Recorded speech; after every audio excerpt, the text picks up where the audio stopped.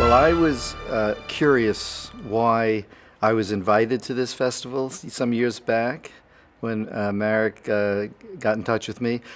And I actually wrote him back saying, I think you may have the wrong person because I'm not a cinematographer. And while I write about film people, and I've written a number of books about movie stars and what have you, and I've interviewed hundreds and hundreds of them, he came to my house a few times, and one time he said to me, "Would you like to know why I've invited you?" And I said, "I would love to know." And he told me a story, and the story has become one of my favorite stories of all time, and it just completely blew my mind when I heard it. And what happened was that he was wanted to go to film school around 1985 or 86. And he didn't get in, and he ended up being drafted in the Army during a time in your history when you were not free. And he was put in an area in the north, maybe it was around here, I don't know, but in northern Poland. And part of his job was to destroy the banned books. And books would come in by the truckload.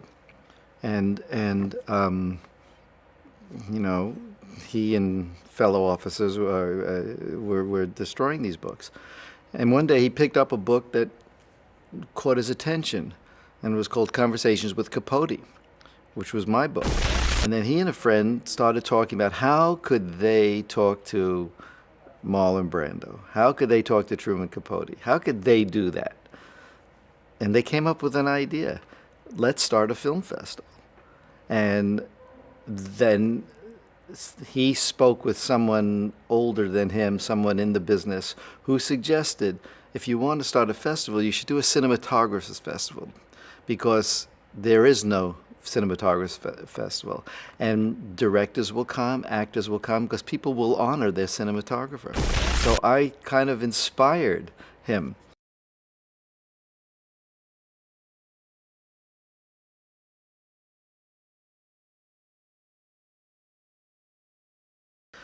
No, I'm not. I don't think so. I don't think I'm starstruck.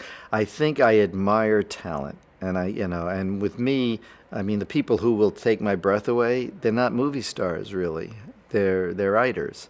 When I was with Truman Capote or Saul Bellow or Norman Mailer, these are the people that I read growing up and respected. J.P. Donlevy, I went to see him, and I've kept in touch with them. I had Donlevy write the introduction to my Art of the Interview book.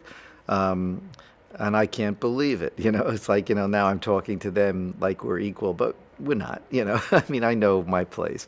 But, there are only a handful of writers that I would feel, like Philip Roth, who I've tried to interview for years, never wanted to, and now he said he stopped writing. But I regret not having interviewed him. Don DeLillo, Cormac McCarthy, there are a few writers that I'd like to talk to.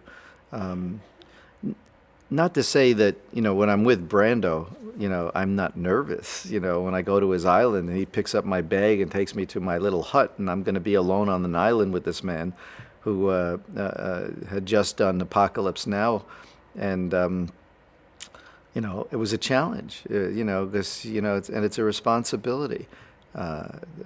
Sometimes I've gotten assignments like when Patty Hearst, I don't know if you remember who Patty Hearst was, but she was kidnapped some years back, and she joined this SLA. She shot up people. She ends up going on trial. She's an heiress.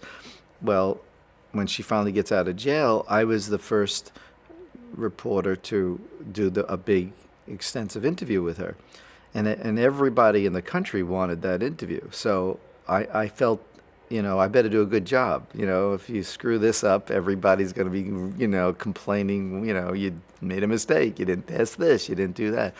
So I prepare a great deal. And I think when you prepare a great deal, you don't get so starstruck.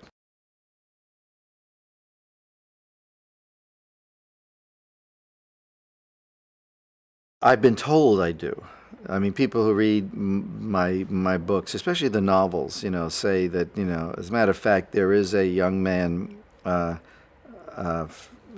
that I've met in Poland who's read the Catch a Fallen Star. It was called The Resurrection of Leighton Cross in Poland. To get his degree, and he's already got a law degree, he's been trying to make a movie out of this. I have a script I've written about the novel, and I've given him permission to do it because I thought it would help him, graduate. But he spent a full year, developing it and sending me budgets and this and that, and we'll see what happens.